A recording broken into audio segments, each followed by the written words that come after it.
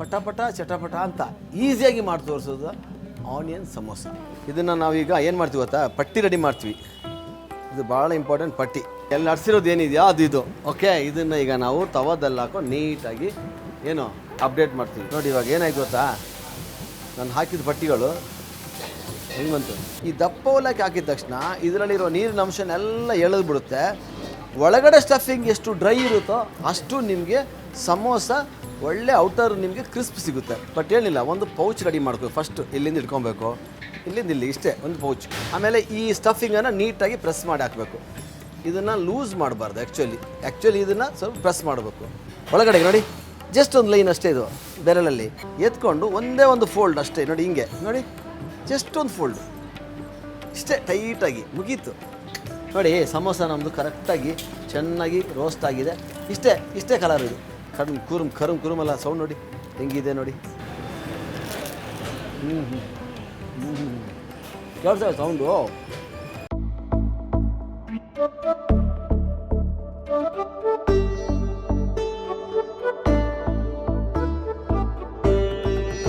Sir ನಮಸ್ಕಾರ, ನನ್ನ ಹೆಸರು ಇಸ್ಮಾಯಿಲ್. ಶುಚಿರುಚಿ ಮಲ್ಲೇಶ್ವರಂ ದೇವಸ್ಥಾನದ ರಸ್ತೆ 10ನೇ ಕ್ರಾಸಲ್ಲಿ ನಮ್ಮ ಹೋಟ್ಲು ಬರುತ್ತೆ. ಇವತ್ತು ನಾನು ವಿಶೇಷವಾದ ಒಂದು ಈರುಳ್ಳಿ ಸಮೋಸ ಮಾಡೋದು ತೋರಿಸ್ಕೊಡ್ತಿದ್ದೀನಿ. ಈರುಳ್ಳಿ ಸಮೋಸ ಇವತ್ತು ಚಳಿ ಮಳೆ ಬೀಳೋ ಟೈಮಲ್ಲಿ ಏನಾದೊಂದು ಫ್ರೈ ಮಾಡ್ಕೊಂಡು ತಿನ್ನಬೇಕು. ಆನಿಯನ್ ಸಮೋಸ ಯಾವ ಥರ ಮಾಡ್ತಾರೆ, ಔಟರ್ ಲೈನು ತುಂಬ ಕ್ರಿಸ್ಪಾಗಿ ಹೆಂಗೆ ಬರುತ್ತೆ, ಒಳಗಡೆ ಒಳ್ಳೆ ಟ್ಯಾಂಗಿ ಫ್ಲೇವರ್ ಆನಿಯನ್ ಮಸಾಲ ಹೆಂಗೆ ಮಾಡ್ತಾರೆ, ಎಲ್ಲದಕ್ಕೂ ಸಿಂಪಲಾಗಿ ಕ್ವಿಕ್ಕಾಗಿ ಪಟ ಚಟಪಟ ಅಂತ ಈಸಿಯಾಗಿ ಮಾಡಿ ತೋರಿಸೋದು ಆನಿಯನ್ ಸಮೋಸ. ಓಕೆ, ಶುರು ಮಾಡೋಣ.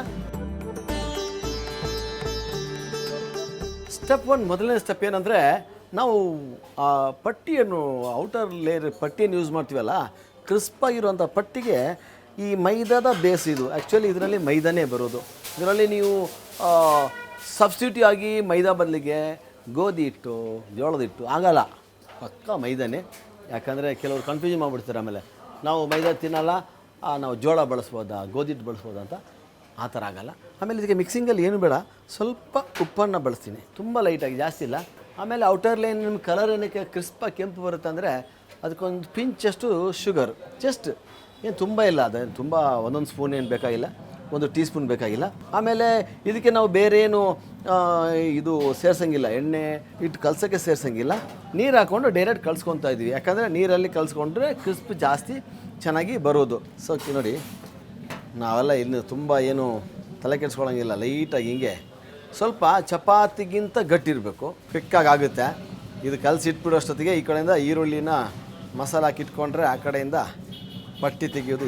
ಇದನ್ನು ಪಟ್ಟಿ ಮಾಡೋದೇ ಭಾಳ ವಿಶೇಷ ರೀ. ಈ ಪಟ್ಟಿ ಮಾಡೋದು ನೀವು ಒಂದ್ಸಲ ನೀವು ಬಂದುಬಿಟ್ರೆ ತುಂಬ ಸೂಪರಾಗಿ ಮನೆಯಲ್ಲಿ ಸಮೋಸ ಮಾಡ್ತೀರಾ. ಈ ಥರ ಕಲಿಸ್ಕೊಂಡು ಸ್ವಲ್ಪ ಗಟ್ಟಿನಿರ್ಬೇಕು. ಯಾಕಂದರೆ ನೀರು ಕಲಿಸ್ಕೊಂಡ್ಬಿಟ್ರೆ ನಮಗೆ ಅದು ನಮ್ಮ ಈ ಸಮೋಸದ್ದು ಏನು ಪಟ್ಟಿ ನಾವು ರೆಡಿಮೇಡ್, ಆ್ಯಕ್ಚುಲಿ ರೆಡಿಮೇಡೇ ಸಿಕ್ಬಿಡುತ್ತೆ, ನಿಮಗೆ ಬೇಜಾನ್ ಸಿಗುತ್ತೆ, ಅವಶ್ಯಕತೆ ಇಲ್ಲ.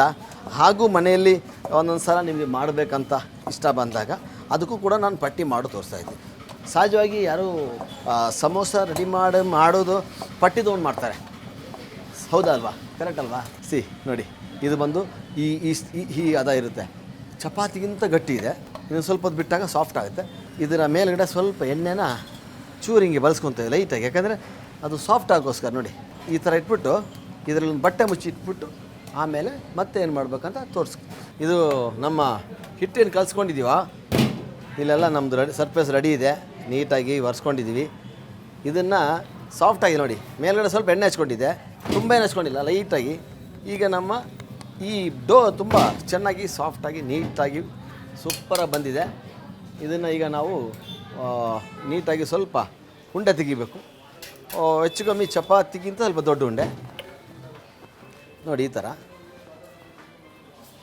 ಒಂದು ಚಪಾತಿಗಿಂತ ಸ್ವಲ್ಪ ದೊಡ್ಡದು. ನೀವೇ ನಿಮ್ಮ ಅನುಕೂಲಕ್ಕೋಸ್ಕರ ತವಾದಲ್ಲೇ ರೆಡಿ ಆಗಬೇಕಿದು. ಇದನ್ನು ನಾವೀಗ ಏನು ಮಾಡ್ತೀವಿ ಗೊತ್ತಾ, ಪಟ್ಟಿ ರೆಡಿ ಮಾಡ್ತೀವಿ. ಇದು ಭಾಳ ಇಂಪಾರ್ಟೆಂಟ್ ಪಟ್ಟಿ. ನೋಡಿ ಇಲ್ಲಿ ಇದನ್ನು ಈ ಥರ ಉಂಡೆ ಮಾಡಿ ಇಟ್ಕೊಬೇಕು. ಒಂದು 5 ನಿಮಿಷ 2 ನಿಮಿಷ, ಅಂದರೆ 5 ನಿಮಿಷ 2 ನಿಮಿಷ ಸುಮ್ಮನೆ. ಓಕೆ, ಇದಾದಮೇಲೆ ಇದೊಂದು ಟೆಕ್ನಿಕ್ ಇದೆ. ಈಗ ನಾವೇನು ಮಾಡೋಣ ಅಂದರೆ, ಈ ಮೈದಾ ಇಲ್ಲಿ ಈ ಥರ ಹಾಕ್ಕೊತಿದ್ವಿ, ಇದನ್ನು ಈ ಥರ ಬೌಲ್ನ ಎತ್ಕೊತೀವಿ. ಇದನ್ನು ಚಪಾತಿ ಲಡ್ಸಂಗೆ ಲಡ್ಸ್ಕೊಬೇಕು ಅಷ್ಟೇ. ಏನು ಎಷ್ಟು ಅಗಲ ಬರುತ್ತೋ ಅಷ್ಟು ಅಗಲ ಸದ್ಯಕ್ಕೆ.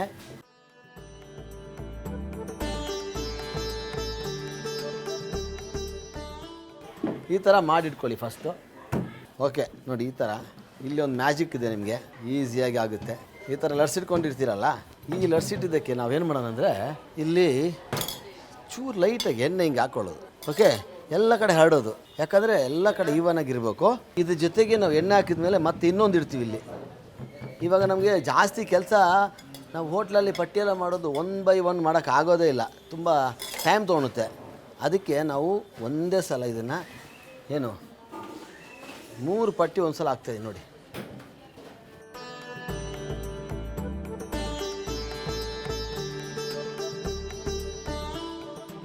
ಎಲ್ಲ ನಡ್ಸಿರೋದು ಏನಿದೆಯೋ ಅದು ಇದು.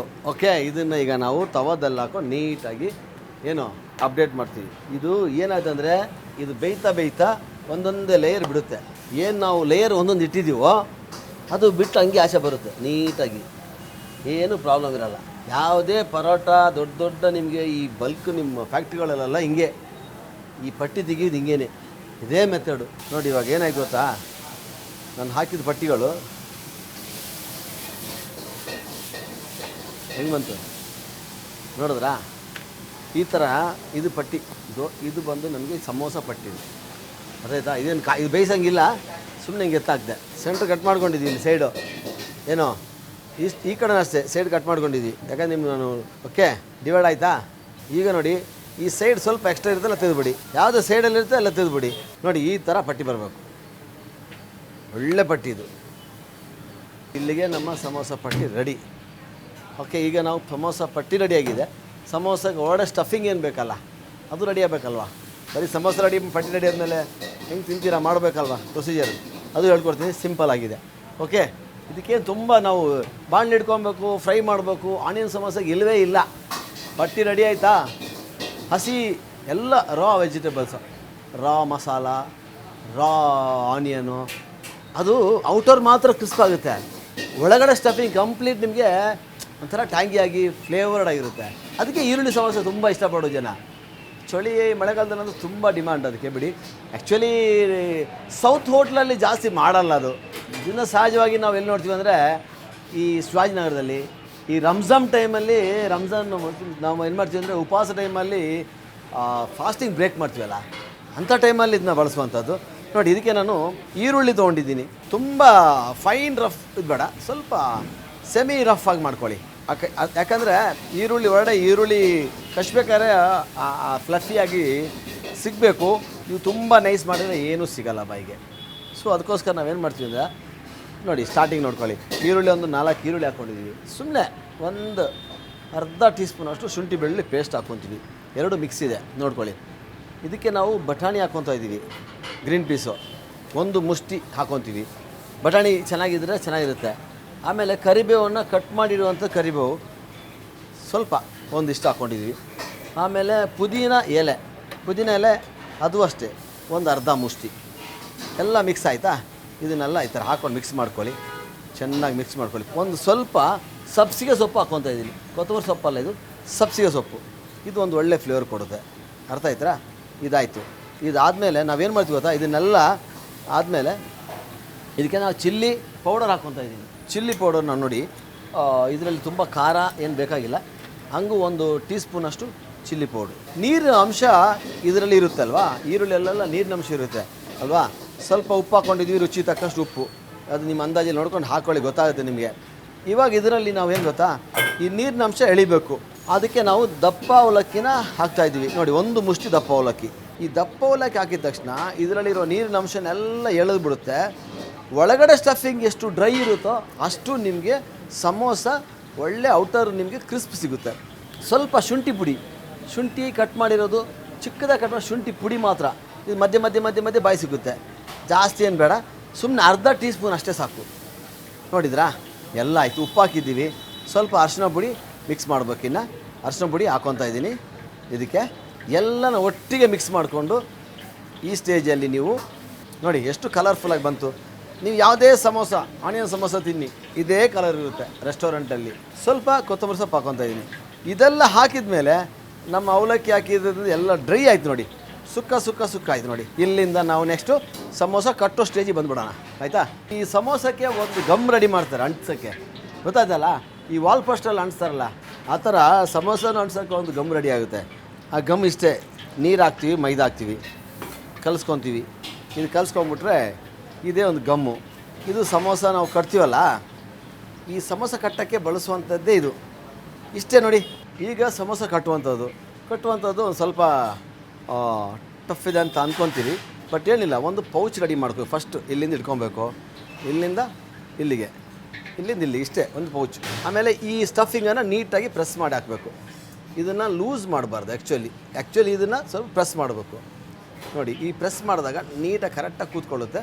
ಇದನ್ನು ಸ್ವಲ್ಪ ಪ್ರೆಸ್ ಮಾಡ್ಕೊಳ್ಳಿ ಕೈಯಲ್ಲಿ ಆರಾಮಾಗಿ. ಅರ್ಜೆಂಟೇನಿಲ್ಲ, ನಿಮಗೂ ಅರ್ಜೆಂಟ್ ಇಲ್ಲ ಅಲ್ವಾ. ಈ ಗಮ್ ಏನಿದೆಯಲ್ಲ, ಈ ಗಮ್ಮನ್ನು ಈ ಜಾಗದಲ್ಲಿ ಅನ್ಸ್ಕೊಳ್ಳಿ. ಎಲ್ಲಿ ನಿಮಗೆ ಖಾಲಿ ಜಾಗ ಇದೆ, ಎಕ್ಸ್ಟ್ರಾ ಪಾರ್ಟ್ ಇದೆಯಾ, ಈ ಜಾಗದಲ್ಲಿ ಅನ್ಸ್ಕೊಳ್ಳಿ. ಓಕೆ, ಅನ್ಸ್ಕೊಂಡ್ಮೇಲೆ ಇಲ್ಲಿಗೆ ಒಂದು ಲೈನ್ ಅಲ್ಕೊಳ್ಳಿ. ಒಳಗಡೆಗೆ ನೋಡಿ, ಜಸ್ಟ್ ಒಂದು ಲೈನ್ ಅಷ್ಟೇ ಇದು ಬೆರಳಲ್ಲಿ. ಇಲ್ಲಿ ಕವರ್ ಆಯ್ತಿದ್ದು ಆಟೋಮೆಟಿಕಲಿ. ಈ ಪಾರ್ಟನ್ನು ಈಗ ಏನು ಮಾಡಬೇಕಂದ್ರೆ, ಈ ಫೋಲ್ಡನ್ನು ನೀಟಾಗಿ ಇಲ್ಲಿಂದ ಎತ್ಕೊಂಡು ಒಂದೇ ಒಂದು ಫೋಲ್ಡ್ ಅಷ್ಟೇ ನೋಡಿ, ಹಿಂಗೆ ನೋಡಿ, ಜಸ್ಟ್ ಒಂದು ಫೋಲ್ಡು ಇಷ್ಟೇ, ಟೈಟಾಗಿ ಮುಗೀತು. ನಿಮ್ಗೆ ಅನಿಸ್ಬೋದು ಇದನ್ನು ಇದಕ್ಕೆ ಸೇರಿಸ್ಬೇಕಾ, ಇದನ್ನು ಇಲ್ಲಿ ಗಮ್ ಮಾಡಬೇಕಾ? ದಯವಿಟ್ಟು ಬೇಡ, ಇದು ಹಿಂಗೆ ಬಿಟ್ಬಿಡಿ. ಈ ಪಾರ್ಟ್ ಇದು ಕ್ರಿಸ್ಪಾಗಿ ಇನ್ನೂ ಸೂಪರಾಗಿದೆ.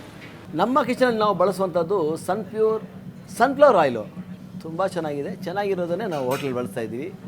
ನೀವು ಕೂಡ ಅದನ್ನೇ ಬಳಸಿ ನೋಡಿ. ಸ್ಟೆಪ್ 1 ಬಂದು ಹಿಟ್ಟು ಕಲಿಸ್ಕೊಂಡ್ವಿ, ಸ್ಟೆಪ್ 2 ಬಂದು ಆ್ಯಕ್ಚುಲಿ ಅದನ್ನು ಹಿಟ್ಟು ಕಲಿಸ್ಕೊಂಡು ಒಂದು ಪಟ್ಟಿ ಮಾಡ್ಕೊಂಡ್ವಿ. ಆಮೇಲೆ ಸಮೋಸ ಫಿಲ್ಲಿಂಗ್ ಮಾಡ್ಕೊಂಡ್ವಿ, ಸಮೋಸ ಎಣ್ಣೆಲಿ ಬಿಡ್ತಾಯಿದ್ದೀವಿ.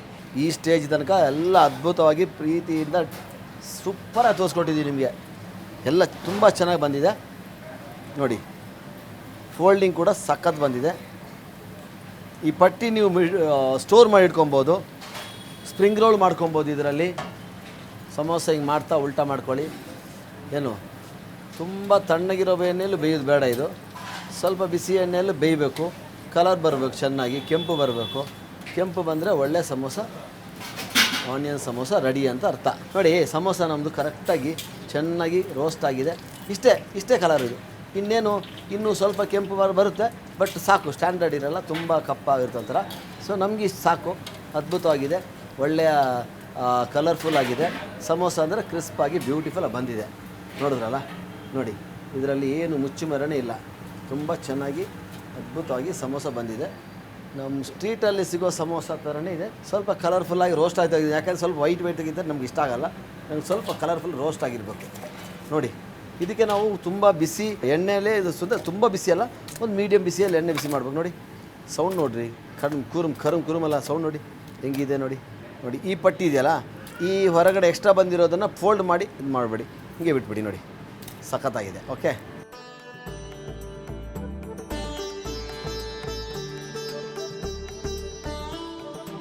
ನೋಡಿ ಸಮೋಸ ಎಲ್ಲ ಕಡೆ ಈವನ್ ಆಗಿ ರೋಸ್ಟ್ ಆಗಿ ಸೂಪರಾಗಿದೆ. ಆಮೇಲೆ ಶೇಪ್ ಕೂಡ ಅಷ್ಟೇ ತುಂಬ ಚೆನ್ನಾಗಿ ಬಂದಿದೆ. ಪ್ಯಾಕೆಟ್ ಎಲ್ಲ ಒಂದೇ ಥರ ಬಂದಿದೆ. ಯಾವುದೇ ಮಾಡ್ತೀವಿ ಒಂದೇ ಸೈಜ್ ಬರಬೇಕು. ಮಾಡೋದು ಒಂದೇ ಥರ ಇದ್ದರೆ ಒಂಥರ ಅಡುಗೆಯಲ್ಲಿ ಲುಕ್ಕು ಟೇಸ್ಟು ಚೆನ್ನಾಗಿ ಎಲ್ಲ ಇರುತ್ತೆ. ಟೇಸ್ಟ್ ಮಾಡೋಣ ಈಗ. ಒಂದು ಜೋಕ್ ಆಫ್ ದಿ ಪಾರ್ಟ್ ಏನಂದರೆ, ಈ ಥರ ಸಮೋಸ ಏನಾದರೂ ಜಗ್ಗೇಶನ ಕೈ ಸಿಕ್ಬಿಟ್ಟಿದ್ರೆ ಹೆಂಗೆ ತಿನ್ಬೋದು ಅಂದರೆ, ಕಚ್ಬಿಡ್ತೀನಿ ಹಂಗೆ ಹೇಳ್ಕೊಂಡು ತಿನ್ನೋರು. ಸುಮ್ಮನೆ ಜೋಕ್ ಮಾಡಿದೆ ತಿನ್ನೋಣ, ನಮಗೇನು ಅಲ್ವಾ. ಓಕೆ, ಕೇಳ್ತಾ ಸೌಂಡು. ಕರುಮ್ ನೋಡಿ.